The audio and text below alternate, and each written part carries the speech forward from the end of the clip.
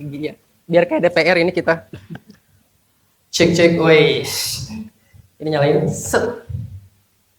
Nah itu yang, kayaknya sering ya. Nah, itu kalau mau matiin omongan orang yang merah.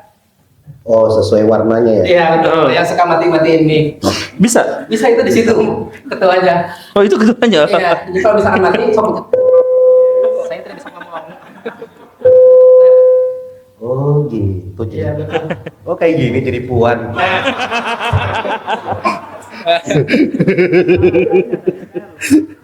Oke. Oke, gas. Ada yang mau bertanya yang pertama? Gak ada. Ada. Saya ke belakang dulu boleh. Sini tadi tuh. Bagaimana tanggapannya sama orang yang sekalinya kita berbuat kesalahan nih, tapi bakal diinget terus gitu, kayak padahal nggak sengaja gitu. Terus kayak kebaikan yang udah dilakuin tuh seakan-akan kayak hilang terlupakan gitu. Ya Pengalaman sama siapa itu? pengalaman sendiri. Iya, oke. Ya itu aja sih. Oke, boleh. Nah, ini pertanyaan pertama. Jadi teman-teman semua, Sirarium itu sebenarnya adalah acara bebas di mana kita tuh bisa ngumpul-ngumpul dan mengajukan pertanyaan apapun dan mendiskusikan pertanyaan apapun. Termasuk juga nanti saya akan mengajak untuk, jadi saya akan mengajukan opini, tapi nanti kalau mau disanggah, mau dibantah juga no smoking, gak apa-apa. Nah, terkait dengan pertanyaan pertama, Kang, ini kira-kira gimana tanggapannya terhadap orang yang selalu mengingat-ingat kesalahan-kesalahan kita walaupun gak sengaja, tetapi dia selalu lupa terhadap kebaikan-kebaikan kita yang sering kita lakukan. Gini Kang, sebenarnya banyak sekali orang-orang di dunia ini, atau ginilah, saya menduga pengalaman Akang itu berhubungan dengan seorang wanita. Alah. Iya tidak? Oh tidak. Oh tidak. Berarti sama cowok. Ya maksudnya kan teman bisa dong Kang. Iya. Bisa, masa nggak punya teman. Dan kebanyakan memang wanita. Karena apa? Karena ada pepatah dari seorang psikiater terkenal yang menyebut bahwa laki-laki itu melupakan tapi dia tidak memaafkan. Sedangkan perempuan itu memaafkan tapi gak akan pernah lupa. Jadi kalau kita nyakitin cewek tuh misalkan, dia ya udah aku maafin, tapi 10 tahun ke depan tuh masih inget peristiwa itu tuh. Sedangkan cowok tuh kebalik. Ya udah beres. Tapi kalau diingetin, si kurang ajar. Jadi kalau dia inget, dia emang nggak pernah memaafkan. Nah, kenapa bisa seperti itu? Karena situasi memaafkan dalam kondisi tidak melupakan itu adalah dorongan naluri semakhluk tertentu untuk bisa bertahan hidup. Jadi, kenapa kita tidak melupakan? Karena itu menyakitkan. Kenapa itu yang menyakitkan itu harus selalu diingat? Karena dia tidak mau terjadi lagi. Jadi memory defense-nya, self-defense-nya itu begitu kuat. Sampai dia akan terus-terusan mengingat-ingat hal-hal yang buruk walaupun dia mencoba untuk memaafkan. Nah, orang-orang seperti itu adalah orang-orang yang naluri bertahan hidupnya terlalu besar. Dan ini juga yang digunakan dan dimanfaatkan oleh para YouTuber, konten kreator, dan media-media termasuk pikiran rakyat. Yaitu apa? Mengeksploitasi naluri kita untuk bertahan hidup dengan lebih banyak memberikan berita-berita negatif yang mengancam daripada berita-berita positif yang memotivasi. Saya sebagai konten kreator bikin video kadang-kadang positif, kadang-kadang negatif. Tapi yang negatif itu penontonnya selalu lebih banyak daripada yang positif. Betul. Nah, maksud saya adalah ketika psikologi manusia seperti itu, maka algoritma akan menyesuaikan karena YouTube harus bersaing dengan TikTok. Dan karena dia secara industri, dia harus menampilkan hal-hal yang jelek terus, maka algoritma akan mengarahkan ke sana. Dalam kajian pernah kita bahas ya, tapi videonya belum diupload. Dalam psikologi kontemporer sejak tahun 2010 itu ada seorang ilmuwan dari Universitas Kristen Texas, Kang. itu menyebut, saya lupa namanya siapa sih, Mamang Ujang Haliman namanya. Namanya dia tuh mengatakan, dia tuh mengajukan sebuah istilah baru, namanya adalah outrage industrial complex. Jadi industri kemarahan. Jadi marahnya kita itu dieksploitasi menjadi konten yang akhirnya menyebar lebih luas, gitu. Makanya prestasi Pak Prabowo itu gak kedengaran, tapi kejelekannya mudah tersebar. Bukan pro Prabowo, saya pengkritik Pak Prabowo, cuman maksudnya dalam hal ini industri kebencian itu muncul. Nah, dalam hal ini dengan logika yang sama, orang-orang lebih mudah untuk mengingat hal-hal yang buruk untuk sebagai naluri bertahan hidupnya muncul agar dia berhati-hati pada hal yang seperti itu. Makanya cerita-cerita tentang trauma masa lalu, cerita tentang aku gak mau ke situ lagi, ada yang fobia, ada yang obsesif dan sebagainya, itu sebenarnya muncul dari hal-hal seperti itu. Nah, jadi bagaimana dong yang seperti itu? Yaitu artinya adalah orang itu naluri bertahan hidupnya terlalu besar atau terlalu kuat. Bagaimana cara mengatasi hal yang seperti itu? Sebaiknya jangan diatasi karena itu adalah naluri dia. Tetapi kalau memang benar-benar mau diatasi, maka dia harus mendapatkan pemanjaan setidaknya dalam 6 tahun. Kalau 6 tahun itu ada pemanjaan pada dirinya, ada potensi dia akan menjadi lebih tenang dan respon tubuhnya, respon otaknya terhadap hal-hal negatif yang terjadi di masa lalu mungkin sedikit demi sedikit akan mulai dihilangkan. Itulah alasan kenapa tadi misalkan laki-laki lebih mudah melupakan karena laki-laki itu sok jago di mana-mana tuh.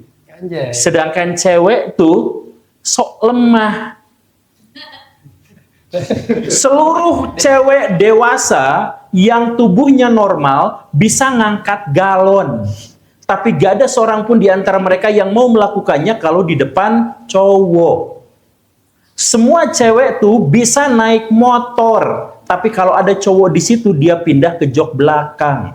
Begitupun hal yang sebaliknya. Nah, inilah yang pada akhirnya menyebabkan cowok tuh mudah lupa pada hal-hal buruk di masa lalu, sedangkan cewek lebih mudah mengingatnya. Karena cowok sok jago, cewek sok lemah. Lanjutkan. Bang, maaf, itu yang menilai abang selalu jelek itu teman dekat atau orang jauh? Oh, nenek dekat. Tanggapannya bagian coba. Neneknya selalu mengingat keburukannya deh. Apa keburukannya apa dulu deh? Iya, keburukannya apa? Keburukannya apa? Buruk ya. Ya gitu. Apa? Tapi ini nenek kandung. Nenek kandung. Bisa diceritakan ke Coba keburukannya apa? pengen tahu kayak gimana. Biar tahu kita basicnya dia. Nenek kandung? Nenek kandung. Lah berarti cewek? Iya. Iya. Iya benar, berarti kan tadi cewek. Iya. Nggak usah santai. Gimana cerita? Coba contohnya seperti apa? Ya kalau misalkan tadi nanti nggak enak buat diceritakan, kita nanti disensor, nggak apa-apa. Apa ya? Biar dia tahu konteksnya nih, kenapa dia tuh inget terus. Atau neneknya ada di sini? Nggak ada neneknya nggak mungkin ada di sini. Ngapain nenek malam-malam? Nenek ngaji. Bisa diceritakan tidak? Biar kita tahu nih. Apa ya? Baru-baru ini sih kejadian kayak nggak sengaja aku tuh apa ya? Kan bawa kayak kue gitu, mau dikasih ke orang, nggak sengaja jatuh. Kayak keller gitu apa? Oh, kuenya jualan sendiri? Iya. Jualan. Terus nggak sengaja aku jatuh. Ya udah gitu. Terus akhirnya yang dibahas kesalahannya.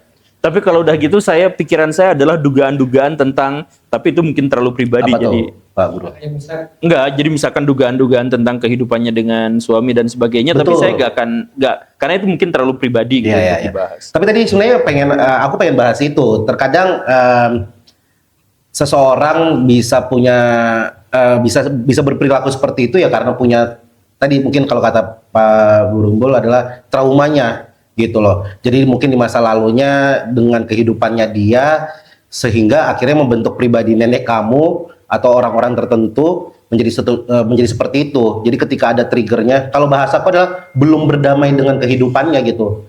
Karena di poster juga ada tulisan broken home-nya juga.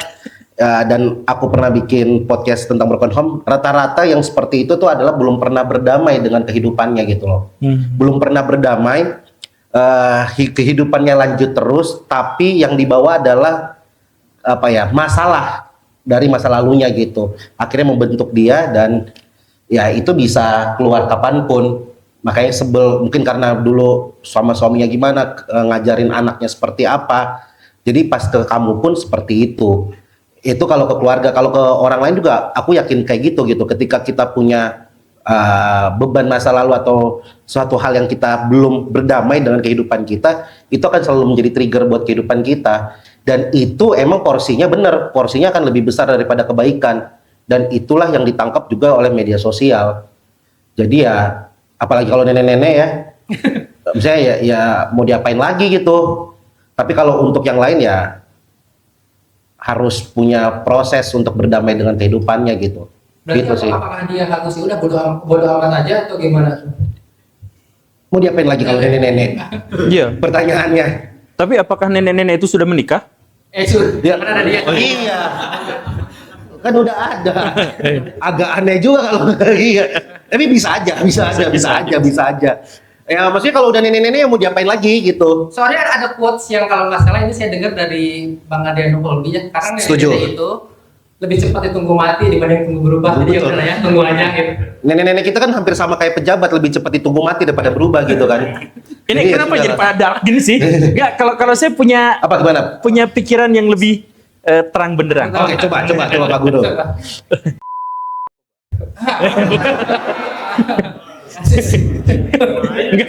Whipping. Enggak. Jadi gini, saya tidak akan bertanya soal usianya berapa dan rumahnya di mana, latar belakang ekonominya bagaimana dan seterusnya. Tapi sebenarnya ini masalah besar di Indonesia adalah bahwa ayah-ayah di Indonesia adalah yang paling tidak perhatian pada anak-anaknya. Istri di Indonesia adalah yang paling membebani secara ekonomi terhadap para suaminya. Dan nenek-nenek dan kakek-kakek kita di Indonesia adalah yang paling tidak terurus. Salah satu yang paling tidak terurus.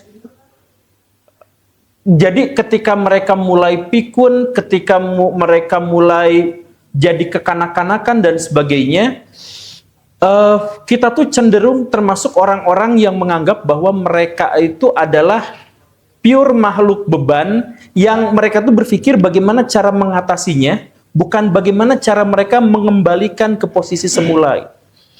Kemarin ada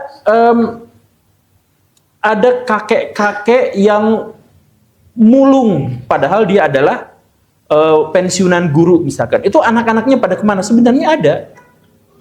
Cuman dibiarkan menjadi seperti itu. Tetangga saya di depan rumah saya itu ada nenek-nenek yang bukakan pantau, buka ke setiap, karena merasa dikurung, nggak bisa keluar rumah gitu. Karena dikurung. Pas ditanya ke tetangganya, kenapa dikurung? Sebab kalau keluar suka kemana-mana dan nggak tahu arah pulang. Saya pikir kenapa nggak pakai GPS aja gitu, dililitkan ke kakinya misalkan. Bisa kan? Ayam ya. Ya enggak, tapi itu bisa, itu jauh lebih manusiawi daripada si neneknya yang udah masa stres terkurung. Jadi Terkurung, ya. apa yang terjadi pada nenek-nenek kita itu kan adalah akumulasi pengalamannya di masa lalu. Ya. Kenapa orang pikun? Karena dia bosan. Orang pikun itu karena latarnya bosan. Kenapa ada nenek-nenek pemarah? Karena memang sebenarnya sejak dulu dia menyimpan kemarahan yang luar biasa. Ya. Kenapa ada kakek-kakek yang seenaknya banget gitu? Ada video viral si kakek-kakek jalan di jalan sampai ngahalangan truk lalu lintas sampai macet gitu. Gara-gara kakek-kakek itu jalannya lambat gitu. Dipindahin tuh malah marah gitu. Nah, itu kan sebenarnya adalah akumulasi dari Ya. masa lalunya. Betul. Kenapa kita nggak berpikir bahwa kita tuh ke depan bisa kayak gitu loh? Ke depan tuh kita bisa kayak gitu. Kang, mau kayak gitu kan? Enggak dong. Rencananya gimana? Enggak. Wah, rencana. Ya, tapi setuju. kita tuh berpotensi untuk kayak gitu. Jadi Betul. maksudnya, siapa yang mau jadi orang tua yang merepotkan? Ya. Siapa yang mau jadi orang tua yang pikun? Gak ada. Tapi mereka mengalaminya. Kenapa seperti itu? Karena ketika penderitaan, kekecewaan, rasa sakit hati berakumulasi dalam diri, gak ada yang nyadar bahwa itu terjadi. Ya. Kita kurang memperhatikan itu. Nah, jadi saya nggak akan nyalahin Akang, kenapa Akang nggak itu perhatian sama nenek-nenek Akang itu. Cuman maksud saya adalah kita belum terlambat kok untuk memulai hal sederhana bahwa kita bisa setidaknya mengantisipasi agar kita tidak seperti itu, dan atau bisa mengantisipasi agar orang-orang yang kita sayang itu nggak seperti itu. Ya. Nyambung tadi Pak Guru Gembul adalah dengan tadi Akang udah bertanya hari ini, setidaknya itu mengurangi potensi Akang menjadi seperti nenek Akang.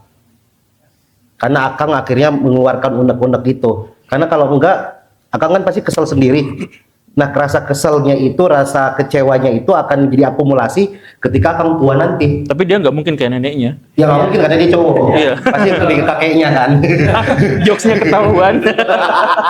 Jadi itu sih Kang. Benar, jadi ya tolong tadi dimanusiakan lagi neneknya, dimengerti bahwa ya itu kan akumulasi. Dan sekarang poinnya, kalau aku ya poinnya adalah Akangnya. Jangan sampai Akangnya seperti neneknya, dengan cara adalah ya rasa kecewa, rasa amarah yang hari ini ada jangan sampai dibawa ke masa tua gitu. Akang kuat-kuatinnya tinggal sama nenek-nenek. Iya.